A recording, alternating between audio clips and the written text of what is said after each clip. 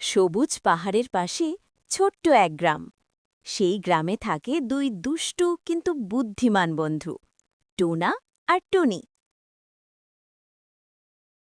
Tuna, উঠো উঠো, আজ আমরা নতুন কিছু করব। আবার কি নতুন? গতকাল তো গাছ থেকে পুড়ে গিয়েছিলাম। আজ আর পড়ব না। আজ আমরা খুঁজতে যাব পুরনো জাদুর ঘুড়ি। সেই ঘড়ি যেটা নাকি সময় থামিয়ে দিতে পারে। হ্যাঁ, দাদু বলেছিল জঙ্গলের ভেতরে লুকানো আছে।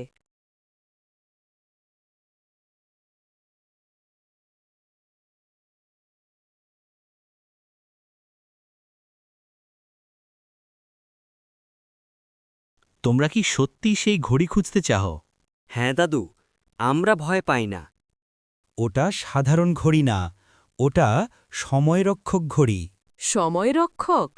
হ্যাঁ, যে এটা পাবে সে সময় থামাতে, এগিয়ে নিতে সব করতে পারবে, কিন্তু ভুল হাতে গেলে পুরো পৃথিবী থেমে যাবে। তাহলে আমরা সেটা খুঁজে এনে নিরাপদে রাখব। তাহলে যাও, কিন্তু সাবধানে।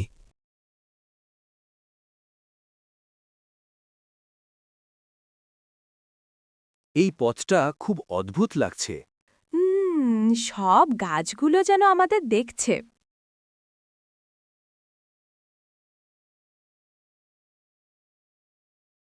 তোমরা কি ঘড়ি খুঁজতে এসেছ? তুমি কথা বলতে পারো?